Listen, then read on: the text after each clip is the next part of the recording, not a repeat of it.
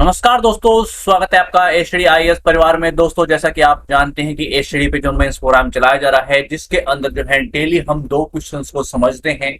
वो पर्टिकुलर जो क्वेश्चंस होते हैं उनकी संभावना रहती है पूछे जाने की कहाँ पर, आपके मेंस के अंदर थोड़ा सा चेंजेस करके या डायरेक्टली वो क्वेश्चंस आपके आ सकते हैं। जो पॉइंट्स हम पर्टिकुलर उस क्वेश्चन से आपको प्रोवाइड कराते हैं उनका यूज पर्टिकुलर जो है आप मेंस क्वेश्चंस में कर सकते हैं। ठीक है, तो यहाँ पर सब्जेक्ट वाइज जो है आंसर राइटिंग की प्रैक्टिस कराई जा रही है, यानी कि पूरे सब्जेक्ट जो है आपके वो आंसर राइटिंग के हिसाब से कवर कराए जा रहे हैं। हाल ही में जो है हिस्ट्री और पॉलिटी इस टाइम पीरियड पे जब 9 बजे आप वीडियो देख रहे हैं, 9 बजे वीडियो आ जाती है और हिस्ट्री और पॉलिटी जो है इस क्लासेस के अंदर कवर कराई जा रही है। एक दिन हिस्ट्री क्वेश्चंस आते हैं और अगले दिन जो है पॉलिटी क्वेश्चंस जो है वो पूछे जाते हैं। जैसे कि आज हमने पॉलिटी के क्वेश्चन लिए हैं, तो कल आपने हिस्ट्री के देखे होंगे और सो फिर आप जो है अगले दिन हिस्ट्री के क्वेश्चन देखेंगे। तो क्या है, सर्कल चलता जा रहा है और आपके हिस्ट्री और पॉलिटी के जो क्वेश्चन है वो कवर होते जा रहे हैं। हिस्ट्री और पॉलिटी के अंदर जो है आपके जितने भी टॉपिक हैं वो कवर होते जा रहे हैं। मान लीजिए एक टॉपिक से एक क्वेश्चन हो चुका है और उससे 5 या 10 क्वेश्चन पूरे होने हैं, जिससे कि वो पूरा टॉपिक जो है अच्छे से कवर हो जाए। उससे कुछ भी क्वेश्चन जो है एग्जामिनर पूछे तो उसके पॉइंट्स आपके पास हो, उसको कैसे लिखना है या आप जानते हो, तो उसके सभी जो भी है हम चीजें कवर करा के आपको देंगे। आपके पूरे सब्जेक्ट को हम आंसर राइटिंग के हिसाब से कवर कराएंगे। तो आज के वो दो महत्वपूर्ण क्वेश्चन कौन से हैं, आइए देखते हैं। देखिए, लोक अदालत और ग्राम न्यायालयों से आप क्या समझते हैं। ठीक है, और इससे संबंधित संवैधानिक और वैधानिक प्रावधान जो है उनका उल्लेख कीजिए। लोक अदालतों जैसे कि प्रावधानों से किस सीमा तक सुलभ और समयबद्ध और घर तक न्याय की पहुंच हासिल हो पाई है। क्वेश्चंस जो मैं आपको बार बार आपको समझाता हूँ, ये चीज जब भी जो है क्लास ली जाती है वहां पर मैं आपको ये चीजें बताता हूँ। ठीक है, देखिए पहले आप क्वेश्चंस को अच्छे से पढ़ लीजिए, क्योंकि वो बहुत इंपॉर्टेंट है। आप ये जानेंगे ही नहीं कि आपसे क्या पूछा गया है तो फिर आप लिखेंगे ही क्या। ठीक है, तो पहले सबसे इंपॉर्टेंट हिस्सा तो यही है कि पहले आप ये जान ले कि भाई एग्जैक्टली क्या पूछा गया है। ठीक है, जैसे कि लोक अदालत और ग्राम न्यायालयों से आप क्या समझते हैं, यानी कि हमें इसके बारे में पहले जिक्र करना है। ठीक है, इससे संबंधित जो संवैधानिक और वैधानिक प्रावधान है उनका उल्लेख करना है। तो सेकंड पार्ट हो गया ये, उसके बारे में जिक्र करते हुए स्टार्ट करना है और फिर इनके प्रावधान जो है उनके बारे में हमें जिक्र करना है। तो सेकंड पार्ट हो गया ये। ठीक है, दो पार्ट में क्वेश्चन बढ़ चुका है। लोक अदालत जो है उनके जो प्रावधान है किस सीमा तक सुलभ और समयबद्ध और घर तक जो है न्याय पहुंच हासिल करे, मानी कि उनकी जो उपलब्धियां हैं वो तो हमें पता चल गई कि भाई उपलब्धि के बारे में पूछ रहा है कि जो न्याय है वो घर घर तक पहुंच पाया है। ठीक है, मगर जो ये वर्ड है किस सीमा तक, इसके अंदर कुछ चीज छिपी हुई है क्या, कि वो ये भी पूछना चाहता है कि उसके सामने किस तरह की जो चुनौतियां आई हैं कि जिससे एक लिमिटेशंस के अंदर वो चीजें पहुंच पाई हैं, और वो क्या क्या चीजें हैं वो भी हमें बतानी है। कि भाई पहुंची जरूर है मगर कुछ इन इन चीजों की वजह से जो है वो उस स्तर तक नहीं पहुंच पाई है, उसमें हमें कुछ करने की जरूरत है। ठीक है, तो ये जो वर्ड है, ये ऐसे ऐसे वर्ड्स आपको देखने को मिलेंगे मेंस के अंदर। जब आप नॉर्मली पढ़ रहे होते हैं तो आप क्या देखेंगे, भाई इसके बारे में बताना है। सेकंड खंड हो गया, उनके वैधानिक प्रावधान का उल्लेख हमें करना है। ठीक है, और सुलभ और समयबद्ध घर तक पहुंच हासिल की हो पाई है, तो उसके बारे में हमें जिक्र करना है कि भाई ऐसी ऐसी चीजें हुई हैं। 3 पॉइंट हो गए, मगर पॉइंट असलियत में 4 है। कैसे, किस सीमा तक उसने पूछा है, यानी कि कुछ बाधाएं तो हैं जो उस चीज को वहां तक रोक पाई हैं, जो उसकी लिमिट को उसके अंडर में कर पाई हैं, जहां तक उसको पहुंचना चाहिए था या जहां तक चीजें पहुंच सकती हैं वहां तक नहीं पहुंच पाई। किस सीमा तक वो चीज हो पाई है उसका जिक्र करते हुए आपको ये बताना पड़ेगा कि क्या वजह रही उस सीमा तक की चीजों की। ठीक है, तो वो क्या हो गया, वो इसका चौथा खंड हो गया। तो क्वेश्चन के अंदर 3 से 4 खंड है। ठीक है, वो आप समझिएगा कि पर्टिकुलर कितनी चीजें पूछी गई हैं एक ही क्वेश्चन के अंदर। ये चीज आप समझ जाते हैं तो आप मान लीजिएगा कि आपने 50% जो है क्वेश्चंस को हल कर लिया, कि आप एग्जैक्टली वो समझ पाए जो एग्जामिनर आपसे पूछना चाहता है, आपसे जानना चाहता है, वो आपसे कैसा आंसर चाहता है, आप ये समझ पाए तो समझ लीजिए 50% काम खत्म। ठीक है, अगला क्वेश्चन देखते हैं, न्यायिक सक्रियता और न्यायिक अतिरेक क्या है। क्या आपको लगता है कि न्यायिक जो है सक्रियता दो धारी तलवार है। ये क्वेश्चन बहुत ही सिंपल और साधारण है, इसकी शुरुआत हम जो है कई तरीके से कर सकते हैं, वो मैं आपको बताऊंगा। तो आगे आगे बढ़ते हैं, इसको कैसे लिख सकते हैं इन क्वेश्चंस को, आइए देखते हैं। जो पहला क्वेश्चन है कि लोक अदालत और ग्राम न्यायालयों से आप क्या समझते हैं। फर्स्ट चीज, इससे संबंधित संवैधानिक और वैधानिक प्रावधानों का उल्लेख। सेकंड चीज, ठीक है। और लोक अदालत जैसे कि प्रावधान से किस सीमा तक, थर्ड चीज, ठीक है। सुलभ और समयबद्ध और घर तक न्यायालय की जो पहुंच है उसको हासिल हो पाई है, ये फोर्थ चीज, यानी इसकी उपलब्धियां हमें गिनानी है। तो क्वेश्चन को बढ़ चुका है, उसके बारे में हम समझ चुके हैं, तो आइए इसकी शुरुआत करते हैं, ठीक है। गरीबों और वंचितों के न्याय तक पहुंच को एक विश्वव्यापी समस्या बनी हुई है, ठीक है। साथ ही भारत सरकार के लिए समाज के सभी वर्गों, विशेष रूप से कमजोर लोगों की न्याय तक पहुंच जो है सुनिश्चित कर पाना एक बड़ी चुनौती थी, क्योंकि जहां तक एक और काफी अधिक मामले लंबित रहने के साथ इस क्षेत्र में कर्मियों की कमी भी बनी रहती है। इन चुनौतियों से निपटने के लिए भारत सरकार ने लोक अदालत और ग्राम न्यायालय को अपनाने की दिशा में कार्य किया है। तो ऐसे हमने एक अलग तरीके से चीजों की पृष्ठभूमि हमने लिख ली। देखिए, पृष्ठभूमि जो है पर्टिकुलर क्वेश्चंस पे डिपेंड करती है कि आपसे पूछा क्या गया है और क्वेश्चंस का वे क्या है पूछने का। देखिए, काफी बार मान लीजिए योजना या फिर किसी ऐसा कोई क्वेश्चन है जो पर्टिकुलर उसकी कोई डेफिनेशन होती है जिसके बारे में कोई जिक्र होना बहुत इंपॉर्टेंट है, कुछ पर्टिकुलर वर्ड से कोई चीज स्टार्ट हो रही है तो उसके बारे में बताना बहुत इंपॉर्टेंट है, ठीक है। तो उसके डेफिनेशन से उसके बारे में बताते हुए चीजें की जिक्र जो है उसकी शुरुआत हो सकती है, ठीक है। क्वेश्चन पे डिपेंड करता है कि क्वेश्चन के अंदर क्या पूछा गया है और जो पूछा गया है वो किस वे में पूछा गया है, ठीक है। तो ये चीजें डिपेंड करती हैं कि क्वेश्चन को हम किस तरीके से लिख सकते हैं, ठीक है। इसकी शुरुआत हो गई, अब आगे बढ़ते हैं। अब वो क्या क्या है, सेकंड पार्ट क्या था कि भाई उसके जो सैद्धांतिक प्रावधान है और वैधानिक प्रावधान है उनका हमें उल्लेख करना है। तो पॉइंट टू पॉइंट उन चीजों के देखिए, जो क्वेश्चंस के अंदर पूछा जाए उसको नॉर्मल, बहुत ही सिंपल, साधारण तरीके से जो है कि हाँ, ये साधारण का कहने का मतलब मेरा है कि एग्जामिनर को बहुत ही आसान तरीके से चीजें समझ में आ जाएं, उसको आपका आंसर बिल्कुल नॉर्मल तरीके से सीधा दिखाई दे कि इस बंदे ने ये आंसर दिया है और ये चीजें इसके में स्पष्ट चमक रही हैं कि ये बातें इसने लिखी हैं, यानी कि उसको कोई प्रॉब्लम ही ना हो आपके आंसर को पढ़ने में। साधारण कहने का मतलब ये है, आंसर साधारण नहीं होना चाहिए, हाँ, वो बहुत ही नॉर्मल तरीके से एग्जामिनर को आसानी से समझ में आ जाए, बस ऐसा हो। सीधे पृष्ठभूमि एक अच्छी सी, फिर उसके पॉइंट टू पॉइंट ऐसे चलते चले जाए कि एग्जामिनर को ये लगता चल जाए कि बहुत पूरा एक प्रवाह है, पूरा प्रस्तुतिकरण बहुत बेहतरीन है और चीजें जो है पॉइंट टू पॉइंट ऐसे बैठी हुई हैं कि जो मैंने पूछा था एग्जैक्ट बंदे ने बता दिया और मुझे उसको इतना टाइम नहीं लगा। यदि उसको टाइम लगा फिर आंसर चेक करने में दिमाग खराब हुआ तो दिमाग खराब आपका भी करके जाएगा, ठीक है। तो आइए वो पॉइंट देख लेते हैं, कौन से सैद्धांतिक और वैधानिक प्रावधान है उन पे जिक्र करते हैं। संविधान का अनुच्छेद जो है 39 का ए राज्य को यह निर्देश देता है कि कानून प्रणाली का उद्देश्य समान अवसर के आधार पर न्याय को बढ़ावा देना होना चाहिए। लोक अदालत शब्द का अर्थ है कि जनता का दरबार, यह जो है गांधीवादी सिद्धांत पर आधारित है कि वो चाहते थे शासन जो है, ठीक है, यह वैकल्पिक विवाद समाधान का एक अंग है जो आम लोगों को जो है अनौपचारिक सत्ता त्वरित न्याय प्रदान करने में जो है सहायक है। समय के साथ इनकी बढ़ती लोकप्रियता को देखते हुए इस विधिक सेवा प्राधिकरण अधिनियम 1987 के तहत जो है वैधानिक दर्जा दिया गया था। इस अधिनियम में जो है लोक अदालतों के गठन संचालन से संबंधित प्रावधान है। इनके पास वही शक्तियां होती हैं जो सिविल प्रक्रिया संहिता के तहत दीवानी न्यायालय में निहित होती हैं, ठीक है। और ग्राम न्यायालय अधिनियम की बात करें 2008 के अनुसार यह प्रथम श्रेणी के जो है दंडाधिकारी न्यायालय होगा और इसके पीठासीन जो अधिकारी है, जो न्यायाधिकारी हैं, उनकी नियुक्ति जो है वो राज्य सरकार द्वारा उच्च न्यायालय के परामर्श से की जाएगी। न्यायाधिकारी की जो योग्यता है, उनका जो वेतन है, उनका जो सेवा नियम है, जो शर्तें हैं, वो प्रथम श्रेणी के दंडाधिकारी के समान होंगी।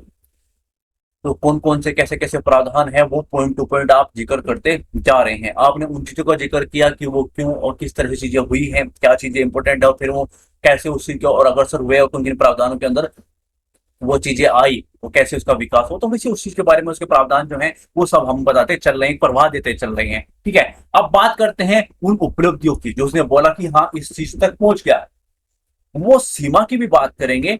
अब पहले बात करेंगे उसकी उपलब्धियों की, तो वो भी हम पॉइंट टू पॉइंट जिक्र करेंगे कि कहां तक वो चीजें पहुंच पाई हैं, ठीक है। उनका चीजें जिक्र ऐसे हम कर सकते हैं, कम शुल्क, यानी इसके तहत जो है कहीं कोई भी न्यायालय जो है शुल्क नहीं जाता है, कोई न्यायालय शुल्क जो है वो नहीं जाता है इसके तहत जो है, ठीक है। और यदि न्यायालय शुल्क का भुगतान पहले ही कर दिया गया है तो लोक अदालत के विवाद का निपटारा होने पर राशि को वापस कर दिया जाती है। तो ये ध्यान रखना, ठीक है। ऐसे अपने पॉइंट जो है देते चलना है। प्रक्रियात्मक जो है लचीलापन की बात करें तो इसमें जो है विवाद निपटान हेतु जो है प्रक्रियात्मक लचीलेपन के साथ त्वरित सुनवाई होती है। लोक अदालत द्वारा जो है मूल्यांकन करते समय जो है प्रक्रियात्मक कानून जो है जो कानून होते हैं उनको अत्यधिक सख्ती से लागू नहीं किया जाता है।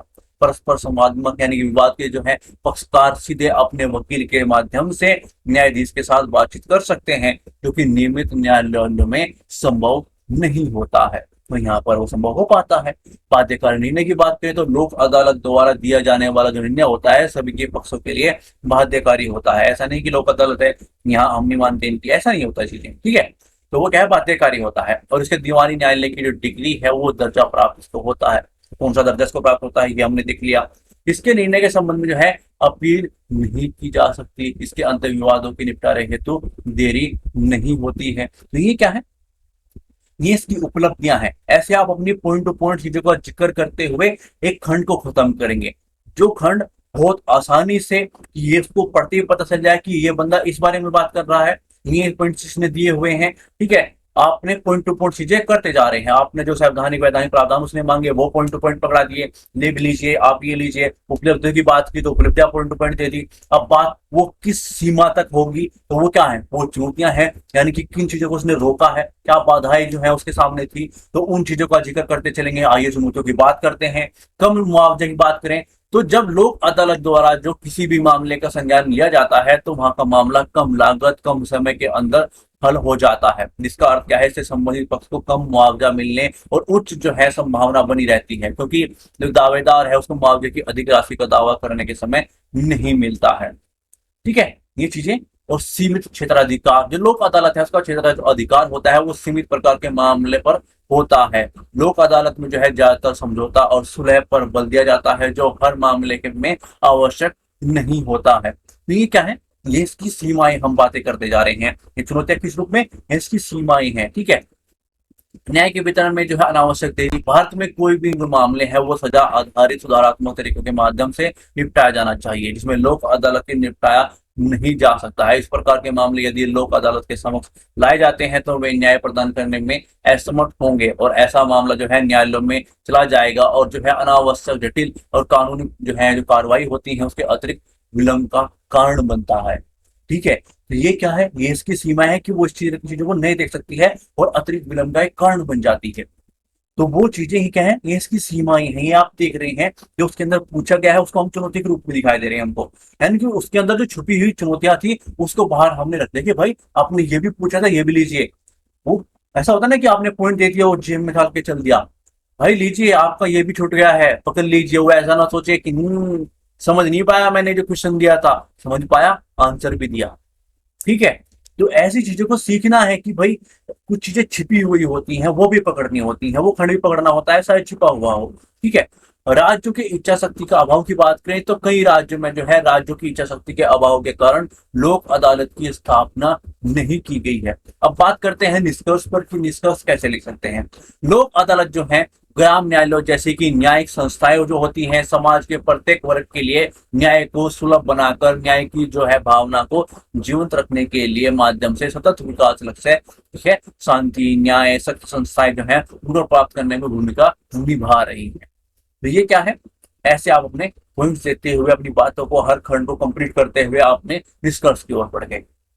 कैसे शुरुआत करनी है, क्वेश्चंस को कैसे समझना है, उसके खंडों को फिर हम पॉइंट टू पॉइंट कैसे लिख सकते हैं, और जो पॉइंटों के हमने आपको पॉइंट दी है कि भाई आपने उपलब्धि है तो ये उपलब्धियां गिना दीजिए, आप ये चुनौतियां हैं ये चुनौतियां गिना दीजिए, ठीक है। वैधानिक और सैद्धांतिक प्रावधान की बात हो तो ये लिख दीजिए। अब यहाँ से आपको एक तो उसको कैसे लिखना है ये हैंडल हो गया, क्वेश्चन को कैसे समझना है ये पता चल गया, किसी की शुरुआत कैसे हो सकती है ये पता चल गया, निष्कर्ष का पता चल गया, और वो पॉइंट मिल गई जो सबसे ज्यादा इंपॉर्टेंट है। हो सकता है थोड़ा सा चेंजेस कर क्वेश्चन आए मगर वो पॉइंट आपको मिलेंगे। जब आप लोक अदालत के किसी ग्राम जो है न्यायालय की बात करेंगे और उसकी उपलब्धियों की बात करेंगे तो उसको उनका जिक्र करेंगे, जब आप उसके सामने चुनौती की बात करेंगे तो उनका जिक्र करेंगे, ठीक है। जब उसकी जो है उसके सैद्धांतिक और वैधानिक प्रावधान की बात करेंगे तो उनका जिक्र होगा। जो पॉइंट हमने आपको दिए हैं उसमें से कोई भी चीज कहीं भी आपको अटैच होकर मिले अन्य तरह के क्वेश्चंस में तो वो आपको यहाँ से पॉइंट्स लेके जाएंगे और वीडियो को बार बार रिपीट पे देखोगे तो वो चीजें समझ में आनी स्टार्ट हो जाएंगी, वो चीजें आपकी उंगलियों पे, वो चीजें आपके यहाँ पर छिप जाएंगी। ऐसा नहीं कि वीडियो को एक बार देखा वो चीजों को गई, हो गया भाई, हमने इंपॉर्टेंट हमारे लिए थी तो हमने देख लिया। उससे क्या होगा, आप कुछ टाइम बाद वो चीजें धुंधली हो जाएंगी और फिर आपको लगेगा कि मैं उसी प्रॉब्लम से फिर से गिर गया हूँ, थोड़ा सा भय मेरे अंदर आ गया है। देखिए, मेहनत कंटिन्यू करनी आवश्यक है। हो सकता है एक बार दो बार वीडियो जो है देखने के बाद आपको वो चीजें बोरिंग लगनी स्टार्ट हो जाए, सेम बातें, मगर आप उसको बार बार, यही तो है ना कि जो चीज आपको कुछ टाइम बाद बोरिंग लगनी स्टार्ट हो गई है उसी को आपको बार बार झेलना है। यही आपकी मेहनत है, यही आपका हार्ड वर्क है, यही आपका स्मार्ट वर्क है कि चीजों को बस कैच कर लेना है, यहाँ डालना है। वो 2 साल की मेहनत, वो 2 साल की मेहनत आपको जो है इतनी अच्छे से करनी है, बस भूल जाना है सब कुछ, क्या बोरिंग है, क्या चीजें हैं, तो क्या वो चीजें हैं, बस अपने पास अपनी उंगलियों पे अपने दिमाग में ये पॉइंट उतार लेने हैं। ठीक है, अगले क्वेश्चन पे चलते हैं। न्यायिक सक्रियता और न्यायिक अतिरिक्त के बाद जो है जो थोड़ी की बात हो रही है वो क्या है, पहले हम इस चीज पर जिक्र करेंगे। क्या आपको लगता है कि न्यायिक सक्रियता दूध में तलवार है? देखिए, जब इस तरह का क्वेश्चन आता है जिसके अंदर सीधे उस तरह के पॉइंट होते हैं जो पूछा गया है कि ये क्या है, कोई बात ऐसी है, कोई परियोजना है, कोई योजना है, इस तरह का कोई क्वेश्चन है, उनकी शुरुआत हम उनके बारे में बताते हुए यानी कि उनकी डेफिनेशन देते हुए, उनके बारे में वो समझाते हुए, उनका अर्थ बताते हुए शुरुआत कर सकते हैं। एक अन्य तरीके से भी शुरुआत कर सकते हैं, किसी चीज का जिक्र करें, किसी टाइम पीरियड का कोई घटना का जिक्र करते हुए उस चीज को बता दें कि भाई ये है, ऐसी ऐसी चीजें हुई हैं, ऐसी फिलहाल अल्टीमेट में इस तरह घटनाएं हुई है और ये चीज लॉजिक 4-5 लाइन में हमने अपने प्रश्न में लिख दी। वैसे भी उसकी शुरुआत कर सकते हैं, उसकी डेफिनेशन करते हुए उसकी शुरुआत कर सकते हैं। तो किसी क्वेश्चन की बहुत तरीके से शुरुआत हो सकती है। ठीक है, और जब इस तरह की कोई चीज पूछी जाए, एक तो वो चीज क्या होगा कि आपकी वर्डिंग के अंदर चीजें आ जाएंगी, और डेफिनेशन से क्या होगा कि चीजें वर्डिंग, मान लीजिए यही क्वेश्चन आपको 150 वर्ड के अंदर पूछ ले गया, तो आपके सामने एक प्रॉब्लम खड़ी हो जाती है कि वर्डिंग को सीमित करना, अपनी बातों को सीमित करना। वो जब ये चीजें सामने आती हैं तो आप ये प्रयास करते हैं कि मैं अपने हर पॉइंट जो भी मैं समझता हूँ इस चीज के बारे में, जो मैं जानता हूँ इसके बारे में, वो रख पाऊं। ठीक है, तो आप जो है पृष्ठभूमि से ही, यदि इस तरह, देखिए मैं बार बार फिर वो वही चीज बोलता हूं कि भाई प्लीज जो भी उम्मीदवार है ये समझे कि क्वेश्चंस कौन है, क्वेश्चंस कैसा है, किस तरीके का है। आप ये समझ पाएंगे कि क्वेश्चन जो है किस तरीके का है तो ही उसका आंसर दे पाएंगे, उसकी शुरुआत आप तभी कर पाएंगे। हर चीज की शुरुआत, हर क्वेश्चन की एक ही तरीके से शुरुआत नहीं होती है। कोई चीज डेफिनेशन से स्टार्ट होती है, कोई कोटेशन से स्टार्ट होती है, कोई किसी के वरदान या पुस्तक के बारे में जिक्र करते हुए किसी महान व्यक्ति किसी को बात से स्टार्ट हो सकती है, अन्य अन्य तरीके से हो सकती है। एक अलग तरीका होता है किसी के बारे में जिक्र करते हुए, उस चीज के बारे में बताते हुए, फिर अगले पृष्ठभूमि की जो है उसकी एंडिंग, उसकी पृष्ठभूमि स्टार्ट करते हुए एक अलग तरीके से शुरुआत होती है। क्वेश्चन पे डिपेंड करता है कि उसकी शुरुआत कैसे होगी। हाँ, एक क्वेश्चन की शुरुआत 2-3 तरीके से की जा सकती है, वो एक अलग मैटर है, मगर उसकी शुरुआत उस क्वेश्चन पर ही निर्भर करती है। ठीक है, जैसे कि मान लीजिए यदि हम इसकी डेफिनेशन से इसकी शुरुआत करें, अपने वर्डिंग को ध्यान में रखते हुए कि मैं आपको हर चीज बताना चाहता हूँ कि भाई कोई चीज आपकी छूटे ना। मान लीजिए आपके पास वर्ड की प्रॉब्लम है, आपके पास उस चीज की प्रॉब्लम है कि भाई मेरे को 150 वर्ड्स के अंदर ही चीजें चाहिए, तो आप उस चीज की शुरुआत उसकी डेफिनेशन से कर दीजिए। क्या होगा कि पृष्ठभूमि के अंदर ही जो है आपका कुछ काम खत्म हो जाएगा। अब क्वेश्चन पूछेगा कि न्यायिक सक्रियता और न्यायिक अतिरिक्त के क्या है, ये चीज क्या है। अब इसकी डेफिनेशन से आप इसकी शुरुआत कर सकते हैं, तो यहां से क्या होगा कि आपकी वर्डिंग आपकी लिमिट्स तो आपके अंदर आ जाएगी। क्यों? क्योंकि आपने उसके प्रश्न में जो चीजें हैं, जो शुरुआत की है, उसकी डेफिनेशन उस चीज के बारे में बताते हुए की है, तो आपका जो फर्स्ट खंड था वो वहीं पर खत्म हो गया। वो क्या था? इस चीज के बारे में बताना कि ये क्या है, वो एक खंड आपने खत्म कर दिया। सेकंड पार्ट ये है कि क्या आपको लगता है कि न्यायिक सक्रियता एक दूधारी तलवार है। अब वो जो सेकंड चीजें बची हैं उसको हम खत्म कर देंगे अन्य चीजों के अंदर। यहाँ पर आपने अपने शुरुआत में अंदर जो है उस चीज को ले लिया जिस चीज को आपको बताना था, तो वहां से आपकी वर्डिंग जो चीजें हैं वो आपके अंडर में आ गई। ये आपके लिए अपनी बातें आप अच्छे से रख पाएंगे। यानी कि यदि उस चीज में शुरुआत करते हैं और बाद में इन चीजों का जिक्र करते हैं तो क्या होता, वर्डिंग की प्रॉब्लम होती है और वर्ड कहां से घटाने पड़ते हैं, मिस पार्ट से। ठीक है, अब वो नहीं करने पड़ेगा आपको। तो ऐसी चीजें आप कर सकते हैं, यहीं से आपको बहुत कुछ चीजें पता चलेंगी। बात करते हैं न्यायिक सक्रियता की। देखिए, न्यायिक सक्रियता जो क्या है, नागरिकों के अधिकार की रक्षा में न्यायपालिका है सक्रिय भूमिका को दर्शाती है। न्यायिक जो सक्रियता का प्रयोग जो है सबसे संयुक्त राज्य अमेरिका में शुरू हुआ और विकसित हुआ था। भारत में सर्वोच्च न्यायालय जो है उस न्यायालय को किसी भी कानून की संवैधानिकता की जांच करने की शक्ति प्राप्त है। यदि ऐसा कानून जो है संविधान के प्रावधानों के साथ असंगत पाया जाता है तो न्यायालय कानून को जो है असंवैधानिक घोषित कर सकता है। ठीक है, और यह ध्यान दिया जाना चाहिए कि जो अधीनस्थ न्यायालय है उनके पास कानूनों की संवैधानिकता की समीक्षा के लिए शक्ति नहीं है। क्या चीज नहीं है, ध्यान दीजिएगा। उदाहरण के लिए हम बात करें तो सर्वोच्च न्यायालय ने ऑक्सीजन की आपूर्ति के लिए सरकार को निर्देशित किया, यानी कि कौन कर रहा है, सर्वोच्च न्यायालय कर रहा है, तो उसके पास वो चीज की शक्ति है। ठीक है, यानी कि देखिए भाई ये चीज, और ये क्या है, ऑक्सीजन जैसी चीजों के लिए इसकी पूर्ति करे, तो ये क्या दिखाई दे रही है कि न्यायालय है वो भी न्यायिक सक्रियता में अंदर भागीदारी किस तरीके से निभा रहा है। ये चीज एक एग्जाम्पल ने आपकी बात को वो करते हैं कि भाई जो आपने बातें रखी हैं उसने एक एग्जाम्पल भी दे दिया, तो उसके बाद ऐसा लगा कि भाई उसने जो बात है वो अच्छे से उस चीज को समझता है, सिर्फ किताबी कीड़ा नहीं है। किताबी कीड़े कहने का मतलब मेरा ये है कि उसने जो है किसी इंस्टीट्यूट से या किसी चीज से ऐसे ही नॉर्मली हवाबाजी नहीं की है, उसने उस चीज को अच्छे से समझा है कि क्या होती है ये न्यायिक सक्रियता जो है वो क्या होता है, सक्रिय होना न्यायपालिका का उसका मतलब एग्जैक्टली क्या होता है। ठीक है, एग्जाम्पल के तहत उसके पास रखने से ये चीज दर्शाती है, उसको इंगित करती है कि हाँ उसने अच्छे से जेन्युइन तरीके से उस चीज को समझता है, इसलिए उसने रखी है ये बात। ठीक है, अब बात करते हैं न्यायिक अतिरिक्त के बारे में। जब जो है न्यायिक सक्रियता का एक सीमा से आगे निकल जाती है तो इससे क्या होता है कि न्यायिक अतिरिक्त कहा जाता है। सरल शब्दों में कहें तो न्यायिक अतिरिक्त तब होता है जब न्यायपालिका सरकार के विधायी जो है कार्यकारी अंगों के कार्यों में हस्तक्षेप करना शुरू कर देता है। ठीक है, उदाहरण के लिए बात करें तो राष्ट्रीय राजमार्ग के आसपास 500 मीटर के दायरे में शराब बेचने पर प्रतिबंध लगाना, फिर से आपने एक एग्जाम्पल दे दिया। अब उसको लगेगा कि उसने जो एग्जाम्पल के साथ बात की है वो अच्छे से उस बात को समझता है। आइए अब अगले पॉइंट की ओर बढ़ते हैं। अब बात करते हैं न्यायिक सक्रियता के लाभ क्या है। उधारी तलवार की बात की है फिर उसके बारे में बात करेंगे। ठीक है, जब विधायिका और कार्यपालिका अपने कार्यों के निष्पादन करने में विफल रहती है तब जो है उत्तरदायी सरकार के अप्रभावी हो जाती है। परिणामतः नागरिकों में संविधान और लोकतंत्र के प्रति विश्वास कम होता है। देश के नागरिक अपने अधिकारों की जो स्वतंत्रता है उनकी रक्षा के लिए न्यायपालिका पर विश्वास करते हैं और इससे न्यायपालिका की जो है पीड़ित जनता की मदद करने में दबाव बनता है। ठीक है, न्यायिक उत्साह अर्थात न्यायाधीश भी बदलते समय के साथ होने वाले जो सामाजिक सुधारों में हिस्सा लेना पसंद करते हैं। इससे जनहित याचिकाओं को जो है लोक स्टैंडी अर्थात हस्तक्षेप के सिद्धांत के साथ जो है प्रोत्साहन मिलता है।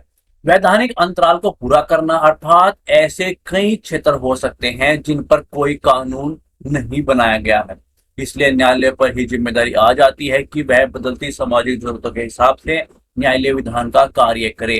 और भारत के संविधान में कुछ ऐसे प्रावधान हैं जिनमें न्यायपालिका को कानून बनाने या सक्रिय भूमिका निभाने के लिए पर्याप्त आधार प्रदान किया गया है। तो ये क्या है, ये चीज दर्शाती है कि न्यायालय इस चीज के अंदर क्यों गया है, क्यों इस तरह के कार्य करता है, कब करता है और उसको वो चीज उसके प्राप्त है, उसके पास उस तरह की शक्तियां हैं और किसी में सिचुएशन इस तरह की क्रिएट हो जाती है कि उसको वो कार्य करना पड़ता है और उनसे जनता को क्या बेनिफिट मिलता है, इस चीज के बारे में हमने जिक्र कर दिया। ठीक है, न्यायिक सक्रियता के लाभ क्या क्या है। अब बात करते हैं न्यायिक सक्रियता के नुकसान के बारे में। जब हम नुकसान के बारे में बात करेंगे तो हवाबाजी नहीं कर सकते। हम किसी ऐसे इंसान के बारे में जिक्र करते हो उन्होंने कुछ ऐसी तरह की बात तो ली हो, उस तरह की वो चीजें बताई हो कि भाई क्या क्या चीजें होती हैं और कैसे दुधारी तलवार है, कैसे उसके नुकसान है, उस तरह की चीजें के तो कोई ऐसा व्यक्ति ही बता सकता है जो उसके बारे में बहुत अच्छी नॉलेज रखता हो, डीप नॉलेज रखता हो, जिसने उसके अंदर काम किया हो। ठीक है, तो उसी ऐसे व्यक्ति का ऐसे कोई चीज का कोई रिपोर्ट का इस तरह का आप जिक्र आपको करना है। ठीक है, यहाँ से मैं आपको बता देता हूँ कि आप किसी को बात का जिक्र करते हुए इस चीज के बारे में बता सकते हैं, क्योंकि हवाबाजी करोगे तो उसका वो अच्छा नहीं लगेगा, जो आपका एग्जाम ना होगा। आप किसी आधार पर उस चीज की बात करोगे तो वो चीज दिखाई देंगी। वो क्या क्या है कि न्यायिक उपेंद्र बख्शी ने जो है न्यायिक सक्रियता से उत्पन्न होने वाले भय को लेकर अपना विचार रखा है। अब कौन व्यक्ति विचार रखा है, जिसके अंदर वो चीज कार्य कर चुका है, उसको अच्छे से समझ रखता है। यह भय भारत को सर्वश्रेष्ठ कर्तनिष्ठ न्यायाधीशों के अंदर भी भय पैदा करते हैं। उन्होंने इसके प्रकार बताए हैं, कुछ चीजें रखी हैं, उसके बारे में हम जिक्र करना है, वो बातें हम रख देंगे तो उसको लगेगा कि यार कितना अच्छे से चीजों को गहनता से अच्छे से स्टडी की है, बहुत मेहनत की है इस बंदे ने। क्यों? क्योंकि वो कोई भी बात ना तो हवाबाजी करता है, साथ में प्रमाण देता है, उस चीज सारे खंडों की पूर्ति करता है। बहुत अच्छी कॉपी मुझे लग रही है ये चीज। ठीक है, तो वो चीज हमें दर्शानी है बस। अपने पॉइंट ऊपर चीजें बात करते हैं, जो उन्होंने बात की है वो अपने पॉइंट हम रख देते हैं। वैचारिक भय की बात करें तो इस बात की जो है आशंका बढ़ रही है कि न्यायपालिका, विधायिका, कार्यपालिका व अन्य जो स्वायत्त संस्थाएं हैं उनकी शक्तियों को सीमित कर रही है और यह अधिक शक्तिशाली हो जा रही है। जिससे क्या है, कार्यपालिका, विधायिका और न्यायपालिका के संबंध में असंतुलन का खतरा पैदा हो गया है। जानकारी व अनुभव से संबंधित जो भय है वो कई बार जो है बहुत तकनीकी और जटिल मामलों में भी दिशा निर्देश का निर्णय देती है। जैसे कि जो है समान नागरिक संहिता की बात करें तो यूनिवर्सल बेसिक इनकम जो है आदि इसके जटिल मामलों से निपटना। तो ये आप इस तरह से अपने पॉइंट को रखते चलेंगे। ठीक है, प्रबंधन का भय की इस पॉइंट के बारे में बात करें तो अक्सर यह प्रश्न उठता है कि क्या इस प्रकार की जो जिम्मेदारियां हैं लेकर न्याय कर पा रहे हैं, और क्योंकि इन पर पहले ही जो है अतिरिक्त कार्यभार है। तो इस तरह के पॉइंट्स आप अपनी बातों के, वे कौन से पॉइंट हैं, कौन बता रहा है, बस उसकी का जिक्र करते हुए आप अपनी बात रख देंगे तो उनको लगेगा कि हाँ ये चीज जेन्युइन चीजें हैं और हवाबाजी नहीं हो रही है। किसी एक ऐसे व्यक्ति के बारे में जिक्र की है, किसी ऐसी रिपोर्ट के बारे में जिक्र की है, ऐसी कोई चीजों के बारे में जिक्र किया है जो ऐसे रियल में चीजें हुई है। ठीक है, वैधता और संबंधी भय की बात करें तो सरकार के नए अंगों में न्यायपालिका की अनुसूचित हस्तक्षेप न्यायपालिका के लिए वैधता संबंधी संकट पैदा करता है। ये क्या हो गया, ये आपने वो पॉइंट रख दिए जो उन्होंने इसके बारे में बोले थे। ठीक है, आगे बढ़ते हैं। लोकतांत्रिक भय की बात कर रहे थे, उसके बारे में उन्होंने क्या बोला कि न्यायाधीश जो है निर्वाचित नहीं होते हैं, उन्हें नियुक्त किया जाता है। इसका मतलब यह है कि आम लोगों की इच्छाओं और विचारों के प्रति उनकी जिम्मेदार और जवाबदेही नहीं होते हैं। इसके समकालीन जो है सत्तारूढ़ पार्टियों के लिए शासन संबंधी समस्याएं उत्पन्न होती हैं। ठीक है भाई, स्पष्ट बात उन्होंने बोली है। अगला पॉइंट उन्होंने क्या रखा कि सबहित संबंधी भय, यानी कि कुछ न्यायाधीश एक ही प्रश्न को ध्यान में रखते हुए ऐसे कई कदम उठाते हैं कि यदि मैं किसी विशेष प्रकार के मामले में अधिक सक्रियता दिखाता हूं तो सेवानिवृत्त के बाद जो है राष्ट्रीय मामलों में मेरा क्या स्थान होगा। तो ये पॉइंट जो है उन्होंने दिए, वही पॉइंट हमने आपको दे दिए। ठीक है, इन चीजों का आप यूज कर सकते हैं। अब बात करते हैं निष्कर्ष पर। न्यायिक सक्रियता की जो है जनहित याचिका के माध्यम से आम लोगों के हित को सुनिश्चित करने की दिशा में महत्वपूर्ण युक्ति है, लेकिन न्यायाधीशों को इस युक्ति का उपयोग करते समय जो है सतर्क रहने की आवश्यकता है, अन्यथा इसका अनुचित प्रयोग जो है न्यायालयों की प्रतिष्ठा पर प्रश्न चिन्ह लगा सकता है। ठीक है, तो इसकी शुरुआत, उसके अंदर हमने कौन कौन से पॉइंट इस्तेमाल किए, कैसे करने हैं उसके पॉइंट इस्तेमाल, वो पॉइंट कौन से हो सकते हैं वो सब हमने आपको बता दिए हैं, और उसका निष्कर्ष कैसे लिख सकते हैं वो भी हमने बता दिया। तो हमारे प्रयास आपको कैसा लग रहा है प्लीज कमेंट बॉक्स में जरूर लिखिएगा, और प्लीज इन वीडियो को उन लोगों तक शेयर कर दीजिए जिनको उनकी वाकई जरूरत है। आप कहीं भी शेयर कर सकते हैं, आप किसी टेलीग्राम से, आप व्हाट्सएप पे, आपका कोई भी कहीं भी ग्रुप है, प्लीज वहां पर उनसे सेंड कर दीजिए। जो ग्रुप है आपसे संबंधित है, आपके अपना कोई ग्रुप क्रिएट किया गया है, वहां पर वीडियोस को शेयर करेंगे तो ये हो सकता है वो उधर से शेयर होने के बाद जो है वहां तक चीजें पहुंच जाएं जहां पर इनकी जरूरत है, जिनको महसूस करते हैं। थैंक्स फॉर वॉचिंग, धन्यवाद।